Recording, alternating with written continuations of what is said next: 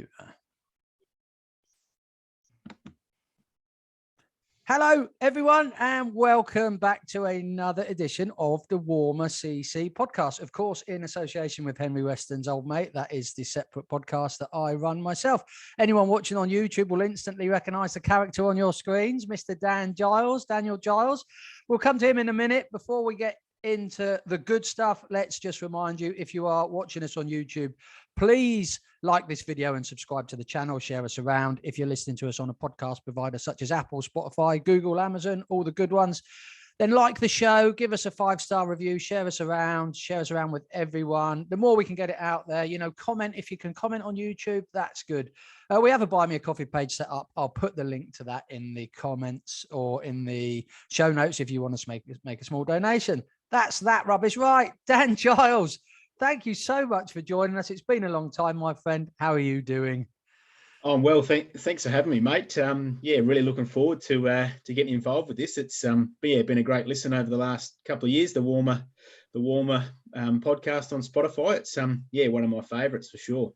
Great stuff. And I do have a look at the analytics, and we've got about 4% of the listenership is over your way. I know a friend of mine, Morgan, down in Queensland, he listens, and I think Luke Peters, who's an ex-Deerlight, I think he listens. So you're probably the other one of the couple, or the one of the four. Well, it's not 4 people. I'm rabbiting on. You were Walmer's overseas player, Dan, in 2010. I've just said to you, I got lucky. I found you first time.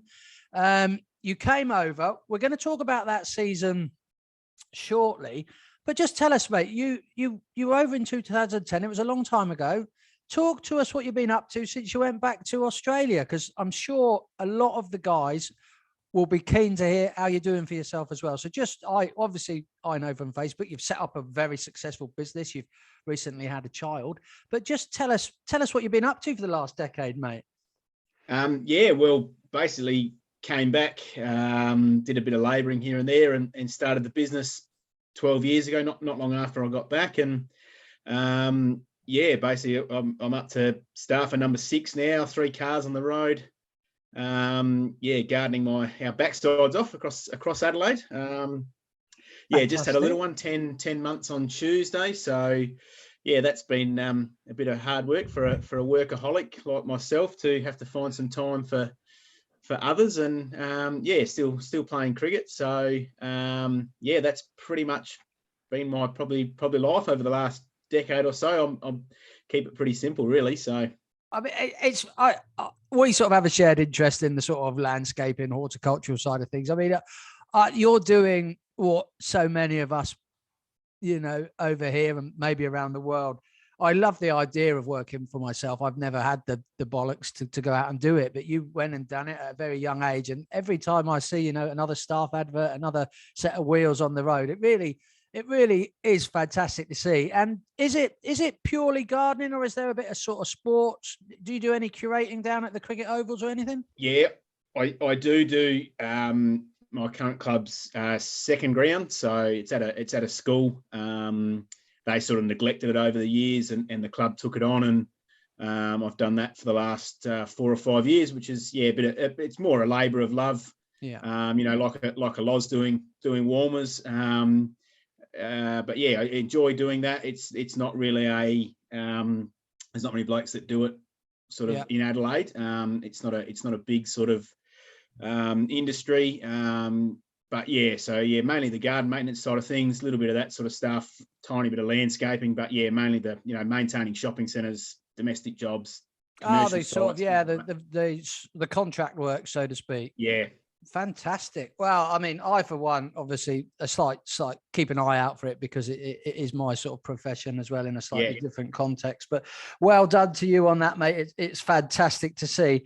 So before we get on to talking about, I've got Play Cricket open on the iPad over there, so I can see all the stats. Before we get into that season, that 2010 season, talk to me a little bit, or talk to us, I should say, about the young man that sort of Dan Giles was, because I don't know if your Hotmail address gives it away. I don't know if you were born in 1986, but in 2010, you'd have been a young man. It's a huge move to sort of come over to the UK and sort of adopt a cricket club, so to speak, and I hope you do well. But had you done much traveling before that, or was it literally a case of, I need to go and get this out of my system and try it? So just set the scene for the Dan Giles in Australia before you came over, mate.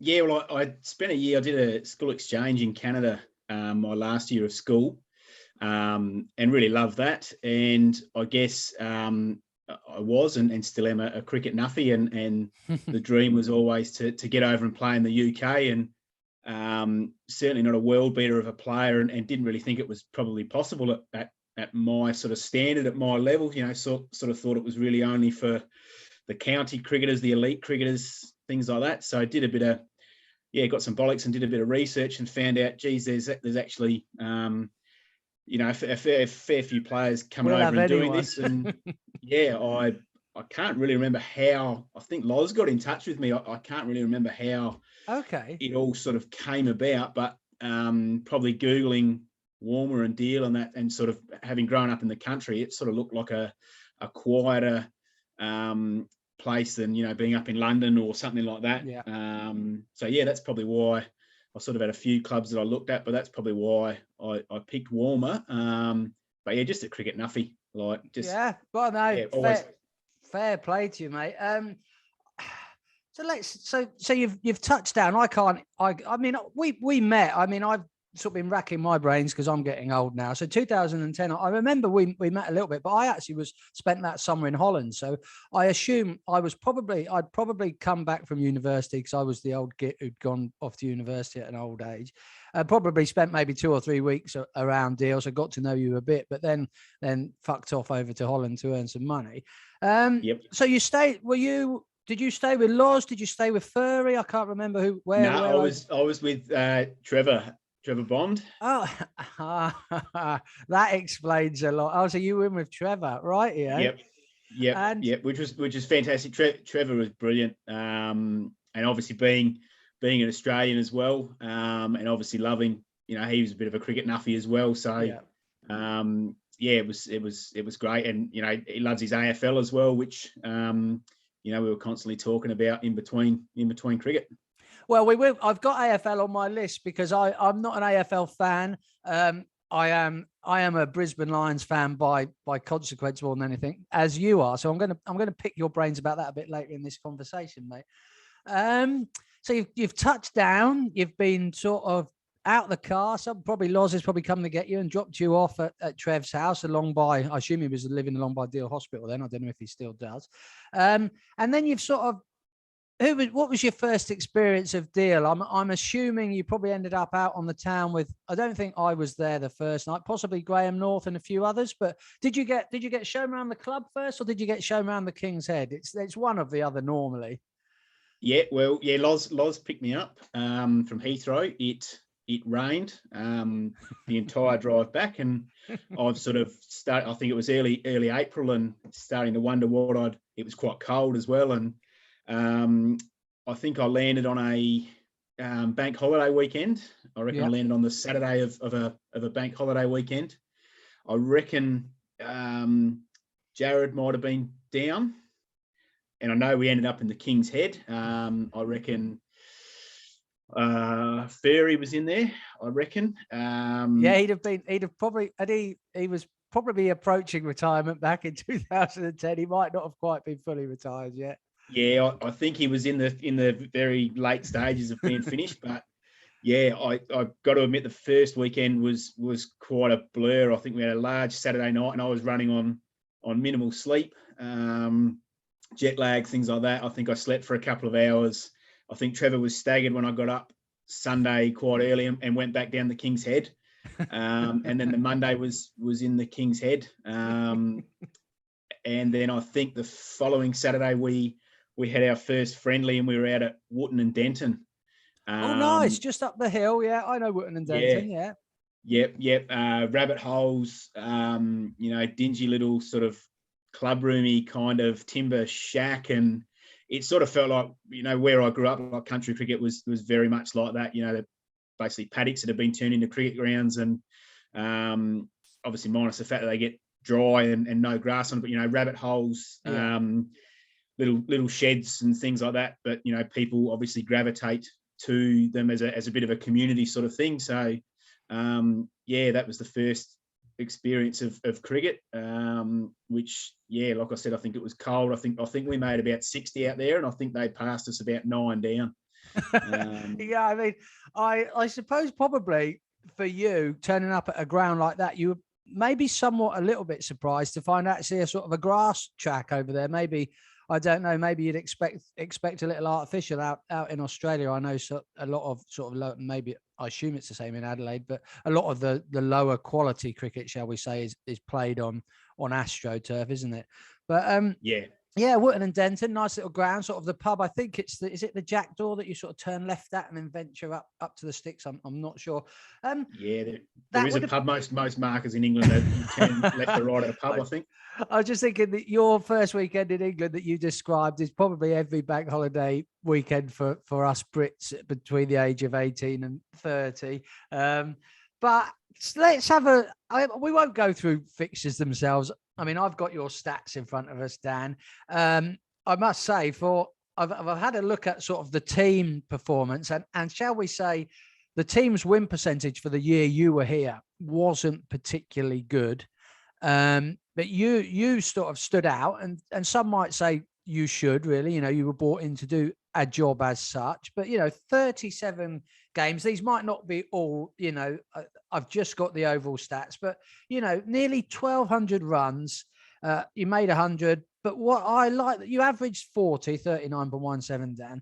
But what I think is pretty damn good is of those sort of 35 innings, you made 11 50s and 100. So you've sort of passed 50 every 3 innings, really. And fresh off the plane, to a new country, a new, lifestyle as such. I think you can look back on those stats and be quite proud of yourself, mate. I was probably reasonably happy. I certainly tapered off a bit towards the end, which I think was a little bit disappointing. I had a pretty good start and then, tapered off a little bit. But in terms of the win-loss ratio, we had 2 washouts and lost 16 games. So it wasn't a great season. So obviously, good to be able to perform reasonably in a very young, struggling side that eventually ended up turning it around, which was good. Yeah. Well, I mean, I think I've got, like I say, I've got the batting stats for the club that year in front of me, and I hope I don't upset anyone here, and I don't think I will. But for Simon Moore to sort of be number 2 on the batting stats, and Simon can hold a bat, and he's a good all round cricketer. I mean, I would think of Simon more as a bowler, really. I might be completely wrong there, but I think it's fair to say that when you've got the talent lower down, there's people like Lawrence Marsh and Martin North didn't play much. I expect he was busy, but with work. But Andy Burkett's not on this first list. Maybe he just had a first child back then or second child. But the batting performance or the list of names on there suggests that you put in a very good performance in a somewhat struggling side. And every cricket club goes through that, don't they? I mean, young Tom Burnett would have been very young here, 37 innings. He made 500 runs, but he was only averaging sort of 17. And we all know Tom's gone on to be a fantastic batsman and bowler. And Graham North batted a lot. He's made 500 runs. And sort of young Owen there, he's played every game by the looks of it, 38, 33 innings, but he's sort of only scored 300 runs. These guys have all gone on to be very good cricketers, but you were probably over here in a sort of, it's a cliche I tell Owen off, but a transitional period for Walmer CC. Yeah, definitely. And obviously I could sort of feel that. I think AB, I think he'd had work or a young one on the way. Loz was missing a few games with work and then he got injured. Every time he played, he generally made runs. And then again, Owen, Tom Burnett, Tom Mitchell. So really, without looking at the stats, probably Graham North and I were probably the only ones that played just about every game. And then I reckon, we were sort of plugging holes and had a very young side. And certainly when we were going up to London, you were coming up against some pretty strong clubs that, gave us a few hidings, but at times we were in games as well. But it was certainly our batting that, when you only got 130, 140 on the board on some of those really good tracks and quick outfields in the middle of summer, it made it tough. Definitely, and I think, like you say, it's every game of cricket is reliant upon both facets, isn't it? Batting and bowling. But I mean, you really, if you're only posting between sort of 130 and say 150, 160 week in, week out, you'll get the odd bowling performance, won't you? Where you manage to turn the side over, or perhaps 160 is par, but it's very rarely par on a sort of good wicket. Anything you just sort of mentioned London, and it was always my gripe as a sort of Kent League cricketer based down in Walmer, sort of living in Deal, that every away game we'd all have to debunk into the car and drive up, and you could see bloody Canary Wharf from the away games. And I always wanted to know which part of bloody Kent we were in. But how did you find that? I mean, I don't know how it is in Adelaide where you are, but Australia is obviously a huge country. Was sort of that 1.5 hour, sort of 60, 70 mile drive for a game of cricket, was that were you used to that, or did that seem like a bit of a stretch even for someone coming over from a country where putting the miles in the car is not abnormal? Yeah, it was. Australia is quite expensive, but our league, you've got. I mean, I've played at a couple of clubs, and I've always been pretty central, sort of living not far out of the actual CBD. So you might travel once or twice a year, an hour and 10. So you're always a bit frustrated if you draw, one of those teams in a 2-day game, because we play over 2 Saturdays, so you get 2 road trips. But yeah, that really, and you can see why it made it hard if you had kids, commitments, things like that. Some games where we weren't getting back to Deal before 7:30, and most of our games weren't even going the distance. Yeah. So if they had, it would be 8:30, 9 o'clock, kind of thing by the time you sat down, had a shower, had a beer. So yeah, it was a big shock. It was and you can see why cricket struggles in terms of keeping people going with the travel and things like that. Because it's certainly was very different for me to experience doing it every second week. Every second week we were up in London. I think Rodmersham was about the only one, and I think that was about 40 minutes. Well, yeah, I mean, if you're thinking, you do have the occasional season where, I remember many years ago, I think one of the sort of early seasons I was playing first team, we were fortunate enough to have, I think there was certainly a Sibden Park side in our league, and there was Broadstairs, and I can't remember if there was a Hythe side or something.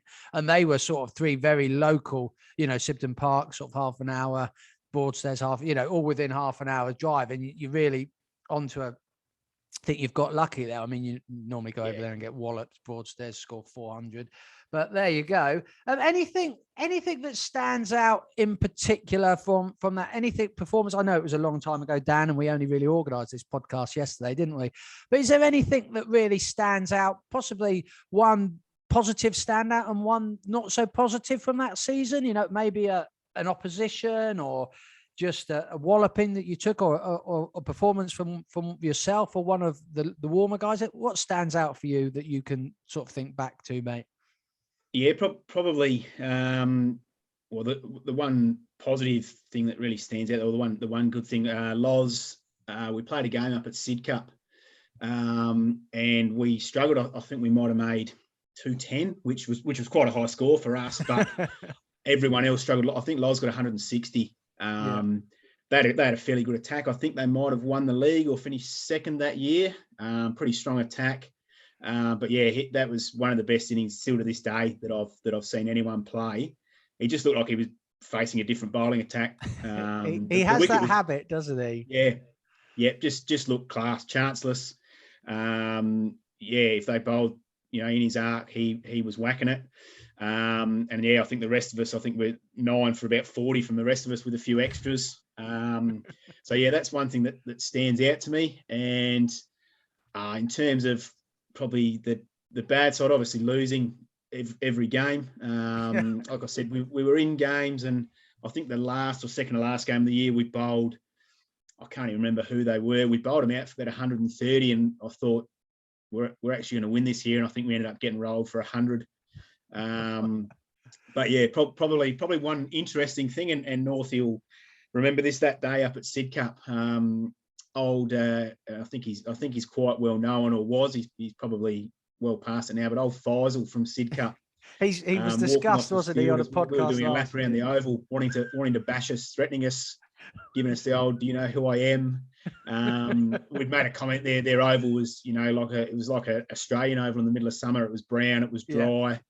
And we just made it. We weren't even talking to him, and he must have heard us. And he was at fine leg, and he just started walking. He walked off the oval and wanted to do us in. And do you know who I am? And we were just staggered. We just laughed at him, and it was one of the strangest things I've seen on the cricket field. I do. So that was probably Sid Cup were always an interesting mob to play. I remember Jared, when we had Jared on last year, I think he was recounting a story of me and Jared batting against the same gentleman, and I couldn't really remember it. And if it is what I can remember, I mean, he's taken a lot of wickets. He's up there in the all-time wicket take, but I can remember maybe I faced him towards the end of his career, but I remember thinking he had a lot of attitude from not quite as much talent as I was. Maybe in his younger years, he had been, particularly the wickets would suggest, he knows what he's doing. But I thought people said the same about me, but he seemed to have a lot of mouth for potentially not so much ability. Yeah, we played him earlier in the year at Walmer, and Jared played, and Jared and I were batting. We played a losing draw or something. It was a sort of overcast day, and that game still annoys me a little bit because I think I got 60 odd. I thought we were going to win. It was getting dark. There was a bit of drizzle, and for some reason, it was better for us to shake hands and walk off with a losing draw. And he was again. Jared and I were playing him quite well, but he was just running his mouth every ball. And so I don't know. Yeah, obviously, it seems like it's a common trait. And I remember Jared saying, he was like that, and then obviously blew up in the return fixture. Oh, it's good. I mean, that's fantastic to hear. It's fantastic to hear you're sort of able to sort of go back and recall many sort of moments from your time there, Dan. So let's move it on a little bit. We might sort of come back and touch on some more Walmer stuff in a minute. And it's good that you mentioned Jared. And I'd missed you and Jared have that Australian connection. I'd missed the connection that you'd actually lived with his dad then. But you two seemed to have been quite the double act since your return to Australia. And do you keep in contact with many of the boys? Obviously, you and Graham North were very good friends, and people like Owen and Tommy Mitchell would have been really young guys back then. But it's sort of over a decade now. Do you touch base with the guys every now and again? Yeah, I try and keep in contact with as many of them as I can. Obviously, I'm in a couple of the Walmer Facebook groups and follow the results. And usually Sunday morning, I'll check our local footy scores in the local paper here, and then I'll jump on Play Cricket and check the cricket scores. Mm-hmm. But yeah, I still speak to Northie a bit. Jared and I cross paths on a Facebook post or something from time to time. And when Australia have won something. Yeah, or football as well. Obviously, Melbourne won the grand final last year, and he was pretty cock-a-hoot about that. So, obviously, I came back. I can't remember. It was about 6 years ago. My partner and I came back for, I think we did about 3 weeks. Came down, played a couple of games, caught up with a few people, Martin Pearce and Northie and Martin North and everyone that was around. And again, you'd bump into people like Owen and Tom Mitchell, who were, I reckon, they were 14 or 15 when I was there. And suddenly they're men and, leading the club and things like that, which was good to see as well. But still try and keep in contact with people where I can and certainly follow the scores. And like I said, your podcast as well has been good to keep up to date with all the comings and goings. Yeah, that's what we try, and that's what like this episode hopefully will sort of work in reverse almost. It will allow some of those younger guys to sort of catch up with you now a bit. And I have said that hopefully we'll surprise everyone with this podcast next week, and then maybe we can hook something else up to get some more of the boys on the call and make it a bit of a social thing. And you mentioned AFL a few times in this chat already, Dan. Now you're there in Adelaide, but you are Yep. a Brisbane Lions fan, and I am. I'm a Lions fan. And I said by consequence because I ended up in Australia late 2001, going into 2002. So Michael Voss had just led the Lions to their first grand final victory in 01. They went on to win. I think they won in 02 and 03, didn't they? Yep, and lost the grand final in 04. And you know, Voss I can't remember really many of the other names, but he was the sort of captain and the shining star. I think it's funny because he'd won a Brownlow 5 or 6 years before, maybe 96, I think. Yep. So, and he was one of the big names, wasn't he? And I touched down on the Sunshine Coast and sort of spent me 5 months bumming around there playing some. So that's my excuse for being a Lions fan. It's more, you know, I've got this Real Madrid shirt on today because I'm not a Liverpool fan. But what's a boy from sort of Hectorville or Adelaide? How does he end up being a Brisbane Lions fan? Yeah, well, as most of my mates will say, I jumped on board 2001 because they were winning, which is a lie. I'm obviously a little bit older than that, but yeah, if that's what they want to go with. But no, when I was younger, my auntie bought me a little Brisbane Bear, and that was before they were the Lions, they were the Bears. Then were they? Bears? Yep. And that's it. That's as simple as that. I didn't really like the Adelaide team at the time, and I still don't. So I mean, after 04, we were a bit of a basket case. We were, you know, pretty average. Had loads of those blokes retired after those really successful years, and we struggled. Couldn't get recruits. Couldn't get players to stay. Queensland's a bit of a casual sort of football state, big on their rugby. So we've had some really tough years, and they're starting to hit our straps again the last couple of years. But yeah, we keep finishing in the top 4, making a prelim final, so 1 win away from the grand final and losing that. So we've done that the last 3 years, I think. So we've got to turn that around. Otherwise, our window will close pretty quick. Yeah, I mean, I remember we had coverage on Eurosport briefly. I'm not sure if Channel 5 had coverage at some point, and I remember you can catch it on BT Sport now if you're willing to pay the subscription, obviously. And I think when I was sort of living up in the Midlands at university, sort of 2008 to 2011, I just bumped into the Lions, and I think Mr. Voss had gone back, and maybe he was coaching around then, and I sort of realigned with the Lions very briefly. I don't think they did anything overly wonderful in that period of following them again, but I keep an eye out for results, but I am very much a sort of a backseat fan.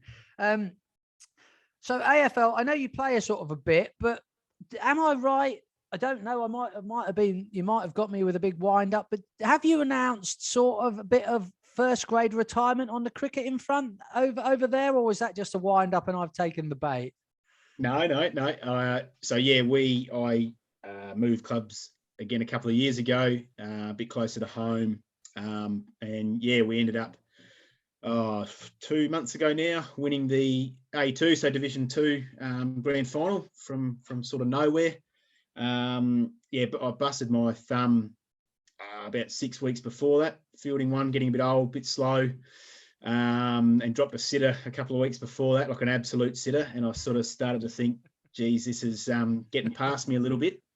And so sort of decided after a few days of reflection and sobering up that I think, 13 years of A-grade cricket's probably enough for me, and got a few other things going on, and still keen to play, but I think my time is spent elsewhere. I'm probably not hitting enough balls. Didn't really have a great season, and I think just feeling a bit older and a bit slower. And some of the days in the field, I mean, we play 80 overs per innings or per side each Saturday. So there were some Sundays where I was waking up after 60 or 70 overs in the field, 39-degree day, a bit worse for wear. So I probably dropping that catch, busting my thumb, and then obviously winning the flag as the skipper was sort of, geez, what a way to go out. Because I won one my first year down here in Adelaide in the A grade, and I think I've lost 3 or 4 grand finals in between, and sort of didn't think I was ever going to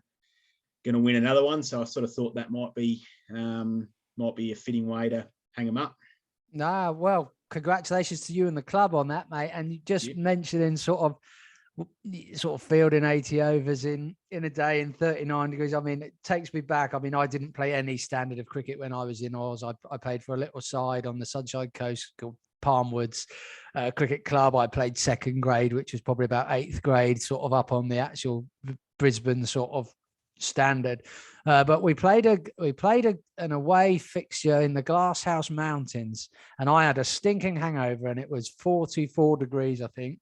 The umpires agreed we'd take drinks every 5 to 8 overs. I think we would take a drink, and I almost had to walk off the pitch at one point. We fielded all day in plus 40 degrees, and my word, that was awful. And Queensland's heat, the humidity up there is different as well. So it would have been a lot worse. You'd probably sobered up pretty quick because you'd have sweated all out. But I may have sobered after that up. initial period. I didn't feel any better, that's for sure. Okay. I probably should have said at the start of this episode, hopefully we won't have lost any listeners by not mentioning it, but we normally get some guests or new guests to come up with an 11, to pitch an 11, either a local 11, or we've had sort of Alan Amos and Owen came up with an 11 to start the first sort of test for the summer for England against New Zealand coming up. I've asked you, Dan, to put together, based on your sort of age, I've asked you if you'd be willing to put together a combined England and Australia, or I should say Australia and England test 11, based on, and I've asked you to do it from after that infamous England win in 2005. You know, we finally got some Ashes back, and then I asked you, so the 2006-7 series where that was Freddie Flintoff's awful captaincy. I think you walloped us 5-0. I don't even know if we got one wicket in the whole series, did we? But I asked you if you would come up with a combined 11. So I'm not expecting sort of 5 and 5, but in that sort of time period, we had that sort of period 09 to sort of 2013. England won 3 Ashes series on the trot, but the Aussies have bounced back. So I think it's quite good. I'm interested to hear what you've come up with. Don't name you, or you can name your skipper first if you want to tell us who's going to skipper this combined 11, and then run through it for us if you don't mind, Dan. Yeah, no, I'm glad you gave me a bit of notice on this, because it was actually, I sat there last night after a couple of beers and tried to sort of go through the series and try and pick some players, because obviously a lot of the Australian sort of greats were sort of finishing up 06, 07, 8, around that sort of mark. So I've sort of left a few of those blokes out, which might surprise a few people, but okay. And there are actually a few Poms in here. So, and you did ask if the Poms, as you refer to us, had to be born in England. And my suggestion was that we may not have got anyone in there. If we've got, I don't know what names you're going to mention, but we've had obviously a couple of South African-based batsmen, one New Zealand-based all-rounder in that sort of period. So tell us your skipper, Dan, and then get into that side for us. Yep. So yeah, obviously Alistair Cook, he's obviously opening the batting, and he would be my skipper in that side. I think, geez, he could probably still walk into the England side now. I think he was obviously happy with what he'd achieved, but you probably, blokes talk about going out on top. I think he probably still had a couple of good years in him at test level, but certainly, yeah. There was a couple of series there where he just didn't look like getting out. We couldn't get him out. We tried different plans. There was a period where he dominated, went to India and dominated. He dominated world cricket for a couple of years there. Yeah. And certainly batting up the top, as I've done most of my life and been a lefty. Obviously wins a few accolades from me as well. But yeah, I mean, he's a class player, and obviously still is. He's still plying his trade in county cricket and doing pretty well. Well, I think he recently notched his 100th first class 100 up, didn't he? And yeah, he seems to be, like you say, I mean, certainly with the current state of things, I mean, Rory Burns and Dom Sibley, if I see those two clowns anywhere near an test match opening soon, I'm going to come out of retirement. But hopefully, I shouldn't say clown, so that's a bit harsh, but yeah. Who's going to open with Mr. Cook? Yeah, this was the hard one. I didn't know who else to put there. Obviously, the easy one is probably Dave Warner. Yeah. But he's struggled in England. I don't really like him. A lot of Aussies don't. I know he's universally hated across the world as well. But yeah, he probably simply because really Australia don't have anyone else, and England, what have they been through? 20 openers since Cook retired. Oh, ridiculous amounts. It was the same with when Mike Atherton had 4 million opening partnerships, and then Alistair Cook was the next. And then since Cook's gone, we've been, I said in the last podcast, Sam Robson, who has been scoring a few runs, but I don't think even Sam Robson himself ever thought he was going to be in the shout for an England call up again. Yeah. And we'll be in the same boat. I think once Warner retires, we've brought Kawaja back in to open the batting at 36. We're the same at state cricket. There's not many openers, and those two might have to play until they're 40. Go on then. Surprise us with this one then, mate. Yeah, so the next two, either or one could have been 3, one the other 4, vice versa. So I've got obviously Steve Smith at 3. Yeah. And Joe Root at 4, but obviously, both of their records, whether they should bat 3, 4, whatever, they speak for themselves in either position. Obviously, Smith's little indiscretion and the way that he came back in England was phenomenal in that Ashes. Struggled a bit since, but he's a class player that probably got led down the garden path by Warner a bit. Just talk to us a little bit while you're here, Dan, because Steve Smith came into the Australian Test side as a sort of a leg spinning number 6 and 7, didn't he? And his early batting performances, he obviously that technique he's refined it slightly, but the technique was still based around this lots of movement at the crease and that sort of big trigger movement back in the day. But the bowlers seem to have his number. But you talked just now about Alistair Cook never looking like for a whole series he wasn't get out. Steve Smith probably went through 3 years of looking like no international team was going to get him out. It was a phenomenal turnaround in form. And it's what's the Australian, was that just, is it a simple case of something clicked, or was there a change of coach over there, or did he just mature as a cricketer? What's your take on that turnaround? Yeah, it's an interesting one. It's hard to watch him bat, isn't it? Like you wouldn't teach that. You just couldn't feasibly, logically try and teach that to a youngster. He obviously is a cricket, well and truly a cricket tragic. Hits lots of balls. Obviously, this technique has worked for him now. Whether he has, and he clearly has been found out a little bit. Bowlers have got plans and things now. But he just went away and got to know his game and worked with batting coaches and technical coaches. And I think he probably overachieved in terms of what anyone thought he was going to do, particularly like you said, the way that he started his career. So it'd be interesting to see the next couple of years for him. He still averages 40 in most series, but it's just I'd probably hit those lofty levels of 70s and 80s that he may not ever get back to. But I couldn't put a finger on it because it's just a strange technique to watch, and how it all comes together and how he gets it right is probably beyond most people. And Joe Root, the polar opposite almost, the sort of quintessential Test batsman. He's very much technique, these cover drives and those sort of back foot punch drives, and wonderful off his legs. He hooks and pulls well, that sort of cut. He plays all around the wicket and he plays very well.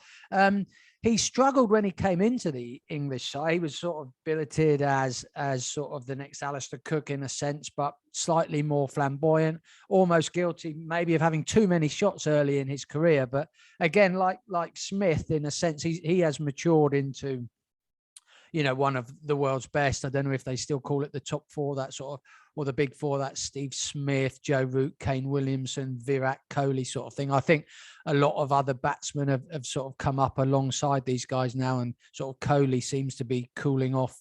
Steve Smith has cooled off, but still maintaining that average. And and Kane Williamson obviously led the Kiwis to that wonderful sort of Test triumph, or whatever we call that, the best Test nation in the world. That's hard to say, isn't it? There's not too much I'd ask you to say about Joe Root as an Australian, but he really has, you'd be hard to argue about him being sort of, if not the best player on current form. And I wasn't surprised to see him lose the captaincy or give the captaincy up. But I actually, from the outside looking in, I would have personally said that I'd have thought Joe Root's average would have suffered when he took the captaincy on, and it actually did the opposite, which surprised me quite a lot, actually, because I thought he was maybe one who would have sort of struggled a bit, but I was amazed to see that average probably went up by 7 or 8 runs over the course of his captaincy.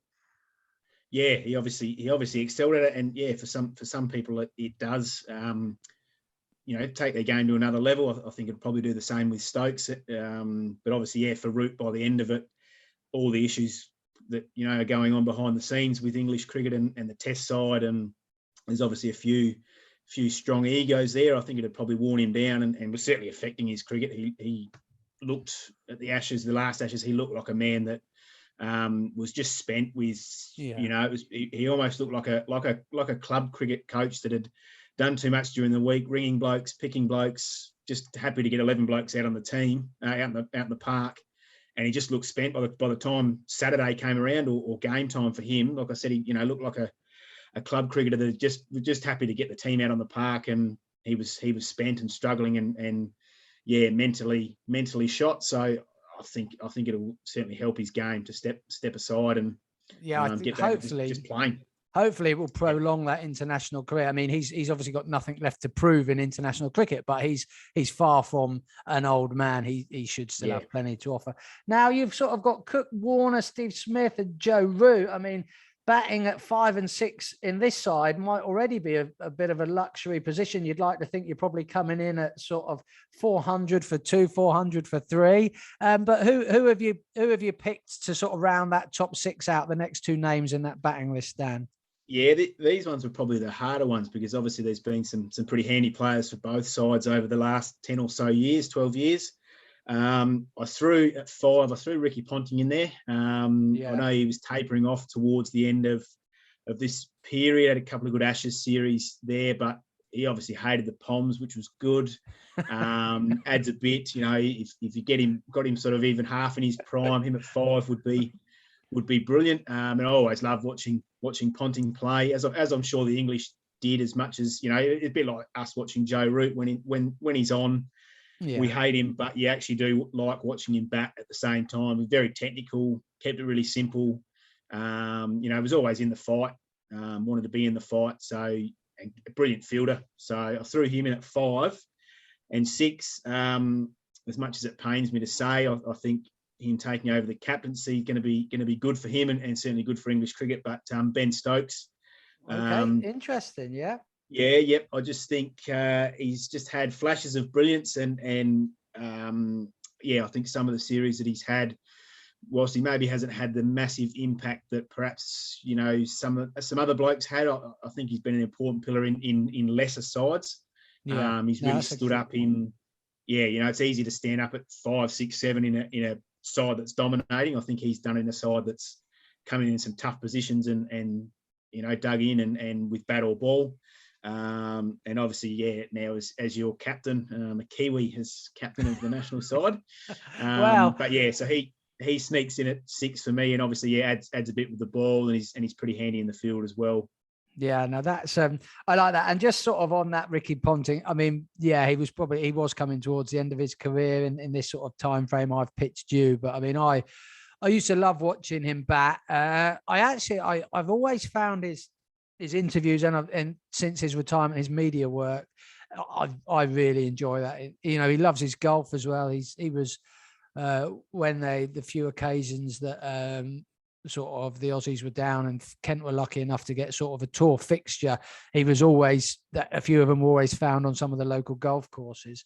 I recently, just by pure chance, came across that sort of spell of bowling that he faced from Shoaib Akhtar, that you'll find it sort of pinned onto Facebook, the YouTube video, and that sort of 1 over or 2 overs where Akhtar was sort of up around that 160 clicks. And And although, yes, no one can make that sort of stuff look easy, but I mean, he relished fast bowling, didn't he? I mean, he was, I think, to play Test cricket as a batsman, I think anyone who does it probably has to be slightly unhinged, really, even with the modern helmets and all the protection. I mean, he was a brave, or is a brave man, isn't he? And he was, it pains me as an Englishman to say it, but he was all about grit, but with that pure class of, I mean, he would get into many an all-time Test 11 batting lineup, wouldn't he? Yeah, that real, and there's been players over the years, but they're becoming less and less. But that real working class sort of scrappy, roll the sleeves up, actually probably played better when it was tough. Obviously, yeah. I think Stokes is a little bit similar. They actually thrive when the sides fall for 40 more so. I mean, they still did well when things were going well, but that actually just they seem to not go to water. They step up another level and go, well, hang on, I'll put you on my back and get you through this. Yeah, and I think, like you say, with Stokes, hopefully, he's done that in the past, but you touched on it yourself, Dan. I haven't got the stats in front of me, but I think what you sort of touched on, the fact that maybe Stokes he's shown up, obviously, that fantastic innings against you guys, and he's made some wonderful innings, that knock-in or against South Africa. But I don't know that he has something like Alistair Cook, who sort of took that sort of series to Australia, in Australia, scoring 100 upon 100 upon 100. Stokes hasn't quite yet taken multiple series sort of by the scruff of the neck and been that standout player. But to see him, he's hard not to put in a side, because he will, across the course of a series, he will have 2, 3, maybe 4 standout performances with bat or ball. So definitely the sort of guy you want to have in your side. Is your number 7 going to be filled with a sort of keeper batsman role the modern way, Dan? It is, yeah. That was a tough one as well, because I think both sides of after Gilchrist for Australia, and obviously probably going back a bit further, but Stewart for England, we've chopped and changed our keepers and haven't really been able to, but neither country been able to really settle on anyone. So I opted for Brad Haddin, only because he had a few good Ashes series. He was another one who liked to scrap, liked to fight. Really, I couldn't think of anyone else. Gilchrist was finishing up. He probably would have been the easier choice, but I thought Haddin probably played a bit more in that period. And again, hated the Poms. The Ashes brought the best out of him. So he sneaks in probably just ahead of Gilchrist. Yeah, and I mean, I think I'm going back probably a bit far for this time period, but we've gone through the likes of sort of Chris Reed and sort of James Foster, very specialist glovemen who couldn't quite hold it up with the bat. We've had the likes of Josh Butler, who I think is a fantastic cricketer. I don't know if he's a test cricketer or a test bat. I don't really think he's a test keeper. You guys have had, was it Peter Neville? Didn't really. Yeah, Wade. James Wade. Yeah, we've not really. I mean, Wade's an exceptional gloveman, but I think Gilchrist sort of ruined it. I guess is a harsh word, but sort of ruined it for Australian keepers. They've got to be flashy and aggressive and dominating with the bat and taking games away. Neville was just a nudger and a nerdler, and his actual batting stats in Test cricket and state cricket are actually quite good. I think he averages high 20s, mid to mid 30s. Yeah, and he was an exceptional gloveman, but they just wanted someone exciting, a dasher. Yeah. So he really, I think a lot of people here in Australia, similar to Foster and some of those blokes in England, got burnt by the fact that he wasn't an exciting batsman and he wasn't peeling off big scores. And obviously, Payne came in at the end, and again, he wasn't a great batsman. He was a really good keeper. And obviously, had to step in with all the crap that went on the last few years. But it's worldwide. It's probably been ruined a bit by like the likes of Gilchrist, to come in and revolutionised keeper batsmen. So a lot of countries now sacrifice the real keeping side of it for batsmen who can shots or try to, which is great. Again, when they can come in at 5 for 400, it's probably all right for the Butlers, the Bairstows, and Gilles was to be able to do it a lot in his career as well. Yeah. But coming in at 5 for 60, I think that's where a lot of these Wade and Butler and Bear, so they get found out because you can't just keep playing your shots and being ultra aggressive. And I think Gilchrist sort of probably ruined it for a few blokes.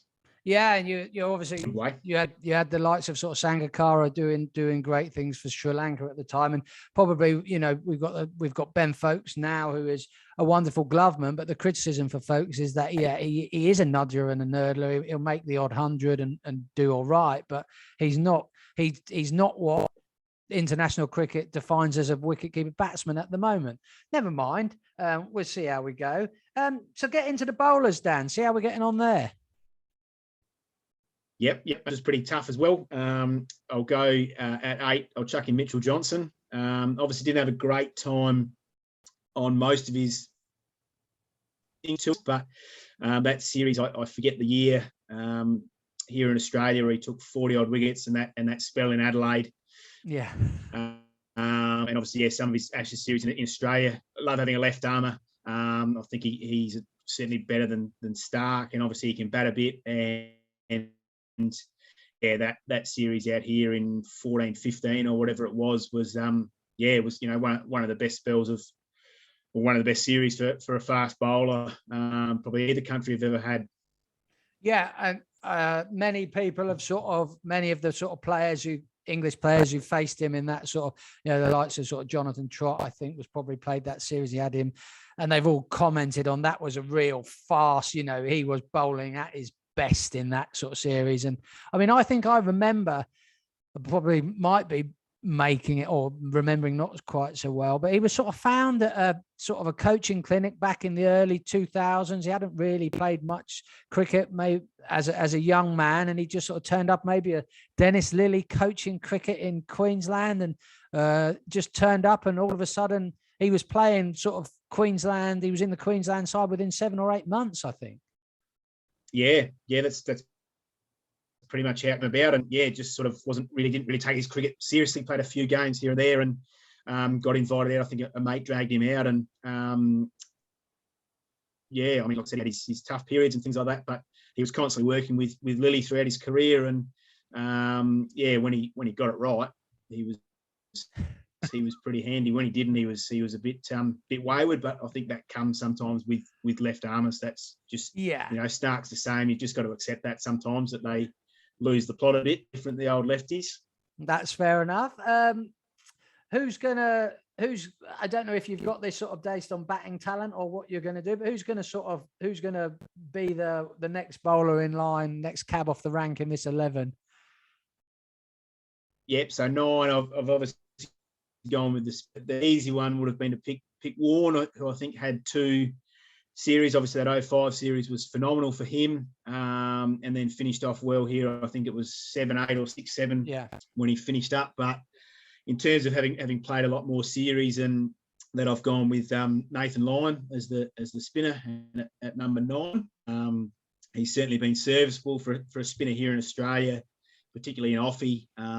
He's had a hell of a career. I think he's often underrated, and obviously gets sort of looked at harshly sometimes with his record in the subcontinent. But to be a spinner here in Australia with our drop-in wickets now that don't really deteriorate as much as they used to, day 4, day 5 isn't.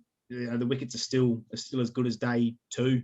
So exceptionally well, and obviously did. Has had some good Ashes series. He's had some poor ones, but I think he's been pretty consistent over that period, and can bat a bit, and reasonably well good in the field as well.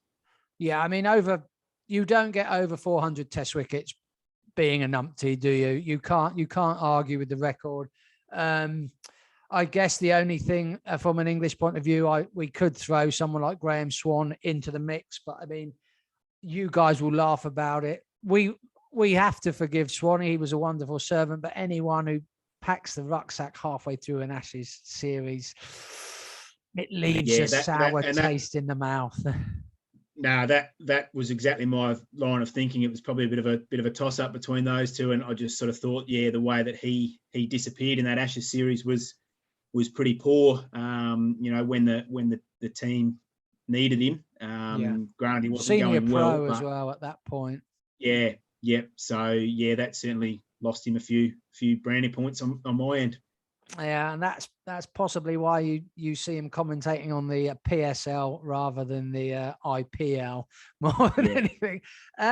Okay, so unless you're going with two spinners, I would assume there's two fast bowlers to finish this side off. So talk us through 10 and 11, mate. Yep. So there's probably there were three blokes to fill, and I sort of picked a 12th man. There were three blokes to fill these spots. So I went one Aussie, one Englishman, and the 12th man. So I picked McGrath. Obviously, again, he was coming towards the end of it in this period, but had a pretty handy 05 until you blokes rolled a cricket ball out under his ankle before the second or third test. And was that Trent Bridge? I can't remember. Yep. So, and then obviously, the last series he played here, was still at the top of his game at 35, 36 for a gentle medium pacer. Yeah. So he sneaks in at 10, which is he's probably batting a bit too high at 10. But his record and at 11, Anderson, they're both probably on par, similar bowlers. Rarely do they have a bad series. And certainly at home, McGrath used the pace and bounce here in Australia, and he was still reasonably good in England. Anderson, obviously, in the UK, is phenomenal. And at times around the world, he's even here in Australia, he's managed to find a way to continue to bowl pretty well. Again, for the two blokes that are just gentle medium paces, really. Yeah. In the modern world where we're obsessed with pace, and that they both made pretty good careers of just being medium paces and finding ways to adapt and improve. And obviously, Anderson and McGrath, really sort of tore apart their opposing countries when every opportunity they got, really. Like I said, rare for both of them, either of them to have bad series. They might have bad test matches, but a bad Ashes series was pretty rare from either of them.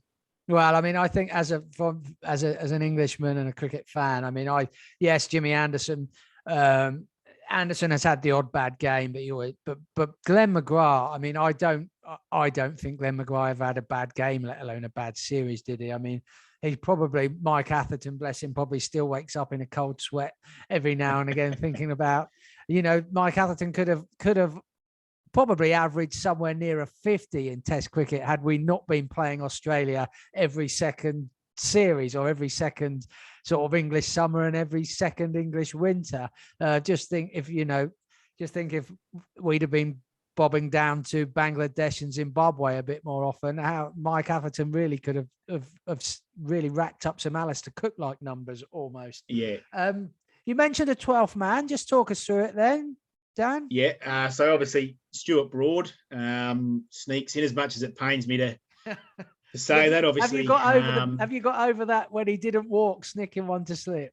Was that Nathan No, Lyon? that bobs up from time to time on Facebook and social media and things like that. And obviously he's made a bit of a habit of being a bit cheeky about it and some of his celebrations and appeals and things like that. But he's obviously, again, phenomenal record, certainly in England, but he's managed to come out to other places and Australia as well and have good series. And again, find a way for a bloke who's not overly quick, but obviously, find a way to swing the ball and work on his lines and his lengths and really, that last Ashes series in the UK where I don't think, Dave Warner tried everything bar probably not playing. Well, he might as well have not played in some of them. Yeah, and to negate the plans that Broad had, he moved across his stumps, he did this, he did that, and Broad just kept finding ways to, and it wasn't just Warner, but Broad just kept finding ways to get him out for fun, and he's done that to many batsmen over his career, but I wouldn't pick him just for that not walking in 07 or 08 or whatever it was, and I mean, looking down at it, let's just run through it quickly. You've sort of got Alistair Cook and Dave Warner opening the innings. Steve Smith and Joe Root, Ricky Ponting, Ben Stokes. I mean, that's fantastic.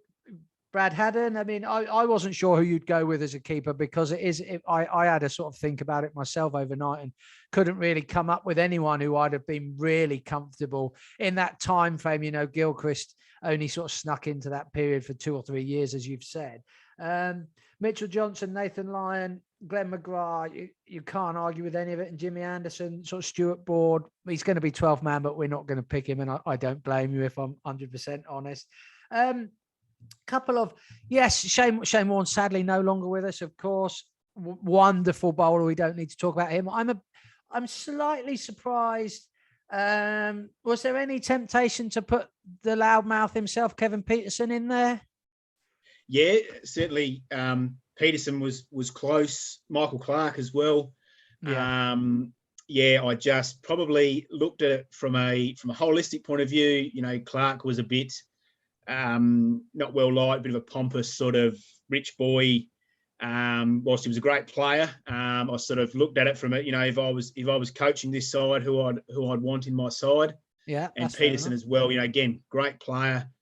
Really abrasive, that shit he did with the South Africans where he was texting them bowling plans and batting plans and all that sort of stuff. And obviously there were other things that went on. He'd be hard, as much as he was a great player. I don't know that he'd fit in my view of a good team culture. And yeah, same with Clark. Those issues with Kadich and when he thought he was a bit of a superstar, which he was, but he was leaving team bonding sessions and it was more about him and being in underwear ads and the face of brands and being a superstar rather than being that working class cricketer that we had at the time. And that's they just missed out because they're just not great blokes. That's fair enough, and I wholeheartedly agree with your selection policy, Dan.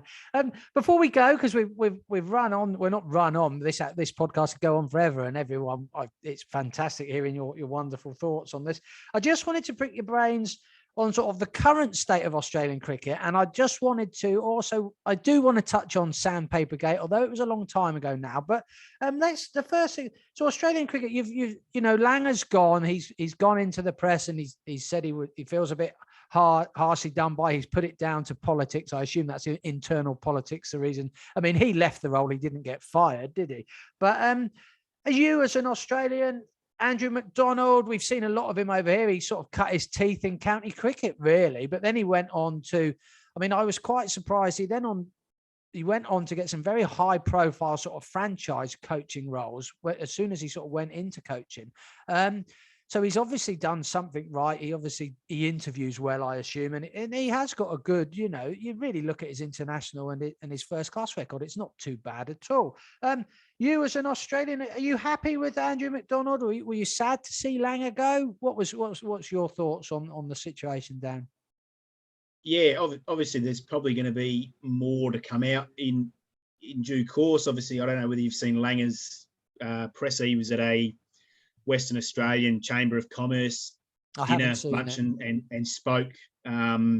He's thrown a few people under the bus. That's probably the first time he's spoken quite candidly about what actually went on.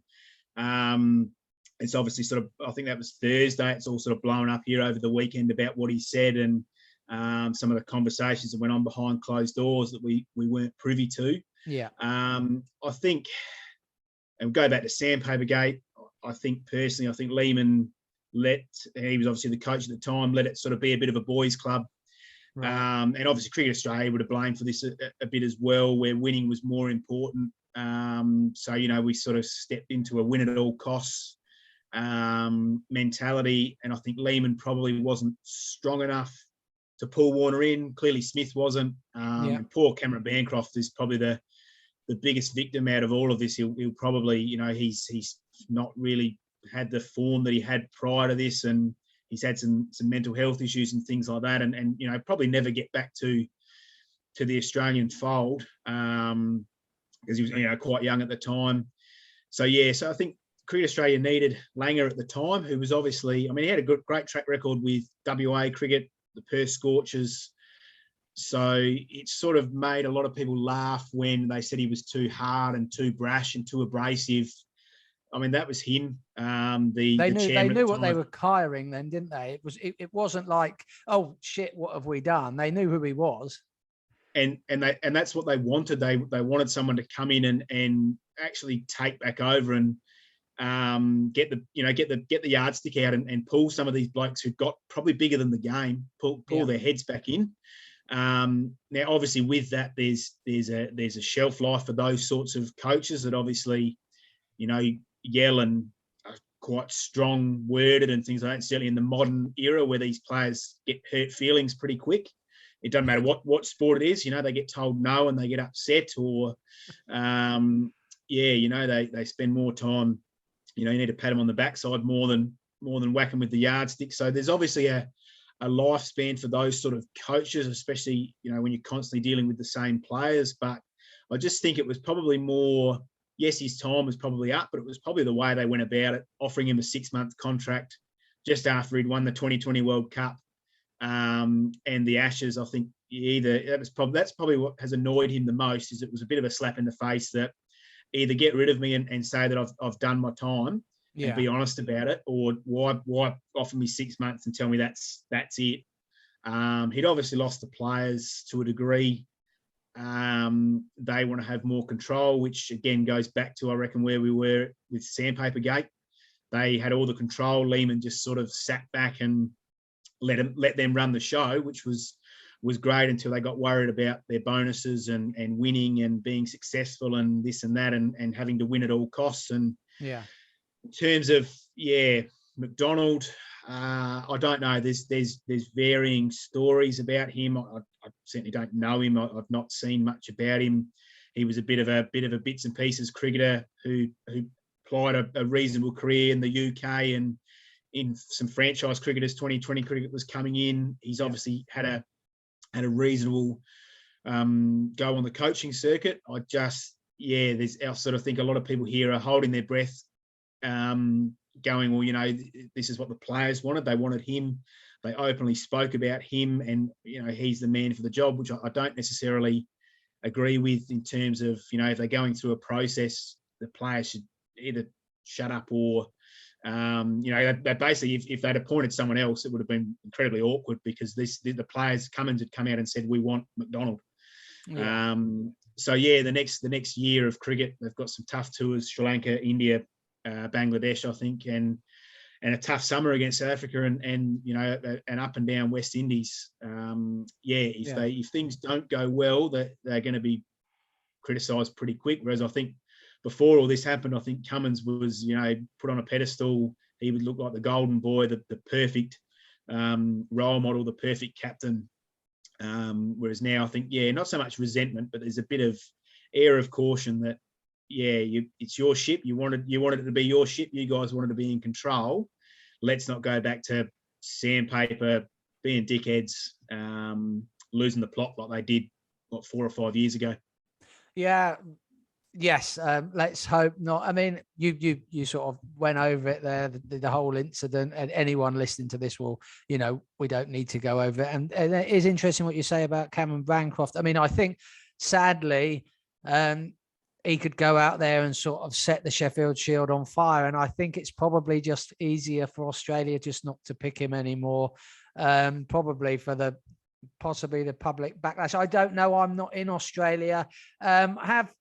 You've got some very sort of fairly strong personal opinions on Mr. Warner. I think the cricketing sort of world has. I mean, he seems to have calmed down a bit. I don't know, is it the current wife or the ex-wife going on the Survivor, whatever program it was? I don't think that did him any favors. Steve Smith seems to have been forgiven. Will he? Does he sit at vice captain now, or is he not on that seat anymore? Yeah, no. So he's vice. So I mean, Cummins is obviously a few years younger than him. So provided it doesn't affect his game, I think Cummins will be the captain for the next reasonable period. Obviously, he's a 3-format player. So. And obviously had those back issues when he was young. So, throwing that on him as well, whether he has to sacrifice a white ball format sooner rather than later, I I don't know. So I would say Smith would probably ride out his time as vice captain the next few years, and that'll probably be as far as it goes for him, unless something drastically happens to Cummins. And then, I would think the next choice would be the next captain after Cummins in hopefully 4 or 5 years. Okay, well, just before we go, then we'll wrap up in a minute. This has been a fantastic chat, but who have I couldn't really tell you. We've got Harry Brooke, this young lad at Yorkshire who's sort of in wonderful form. He's hopefully going to be our sort of shining star. I think he was the under-19 skipper 1 or 2 years ago. But who's coming? You said at the start of this podcast you brought Khawaja back to open the innings in Test cricket at 36. I mean, is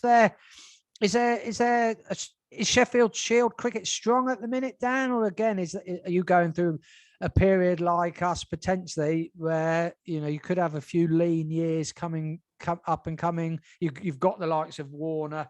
If Khawaja has a good 2 seasons, he's not going to be playing Test cricket much beyond 38, is he? Warner's up there in that age bracket. Who's coming through in Shield cricket for us Englishmen to keep an eye on? Yeah, it's a tough one. I think we're probably 6 or 7 years behind where English cricket have probably got to now, and hopefully a bit of a turning point for English cricket, where we've now prioritised obviously the Big Bash. It's basically played over the best time of the summer. Yeah. Sheffield Shield's basically pushed to either side, and it stops when the Big Bash is on, which they blew that up 5 or 6 years ago. They turned it from an 8-game season to round robin, so you're 14 games. It goes on far too long. Everyone knows it except Cricket Australia, because they make squillions of dollars out of the TV rights. As the KFC, I think, don't they? Yeah, but we're seeing it now here. We're not getting the best overseas players because it goes too long. Why are you going to come over here for 3 months and play, get paid reasonable money when you can play in the IPL for 6 weeks and probably get triple? Yeah. Plus, most of them over here over Christmas and things like that. So the overseas players have really dropped. Obviously, our Test summer is on, like yours, while the Big Bash is on. So the best 18 players don't play in the Big Bash either. So you're winding up with no names playing. So crowd numbers have dropped, viewings dropped. So yeah, Sheffield Shield cricket, it's a real hard one because they play a block of 5. It's gotten earlier and earlier, starting in September. Crikey, that is early. Yes, like you guys, starting in April. You washouts, green wickets. They try and play up in Queensland a bit where it's a bit drier, Darwin, things like that. And then, a back-end block. This year it finished in mid-April. The final was in mid-April, which was, I think it's the latest finish it's ever had, or second latest finish it's ever had. Unfortunately, our Shield cricket's becoming less and less important. We're picking players who are struggling in Test series on Big Bash form, or what they look like in the nets, because there's no Shield cricket.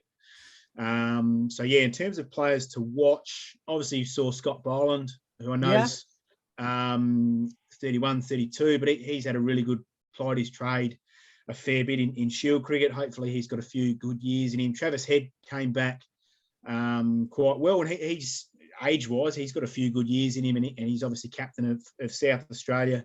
Touted as a potential leader and things like that. There's a young lad in the West, Teague Wiley. He's only about 18, 19, made his Shield debut towards the end of the year.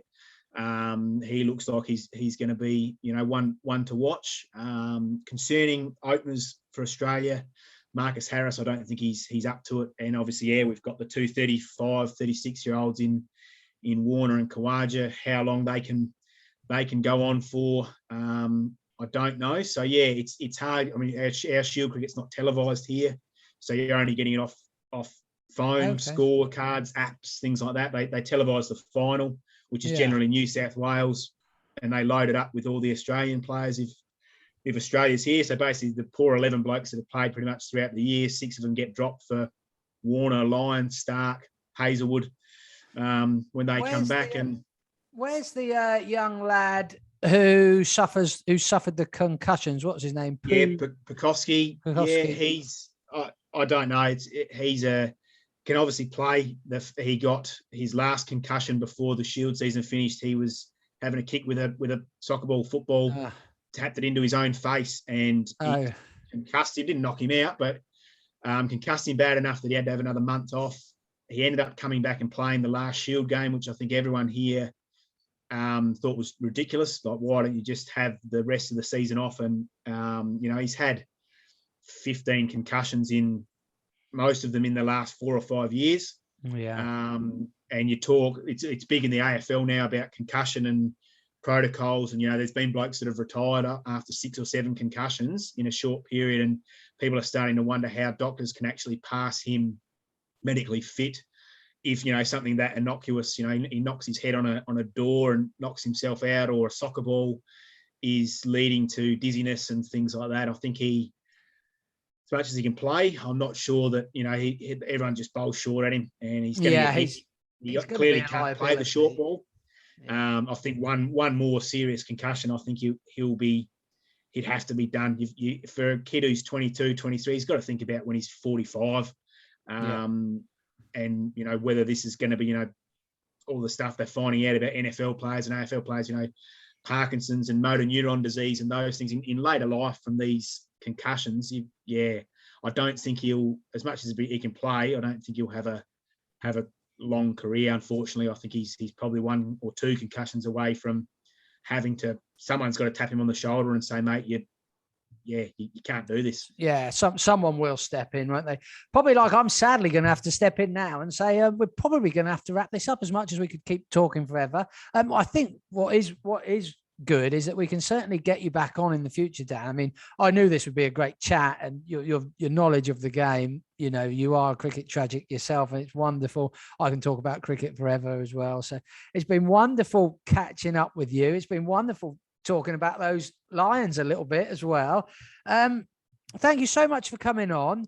I'll just run the usual. Don't forget everything I said at the beginning. If you're watching us on YouTube, like and subscribe. Please follow the podcast on Apple, Spotify. Give us a follow, give us a review, and drop a couple of quid into that buy me a coffee if you've got a couple going spare. It all helps keep the podcast going. Dan Giles, you've been a fantastic guest. It's wonderful to see you being successful in business and successful as a father, mate. Thank you for joining us on Walmer CC, a podcast. Thank you.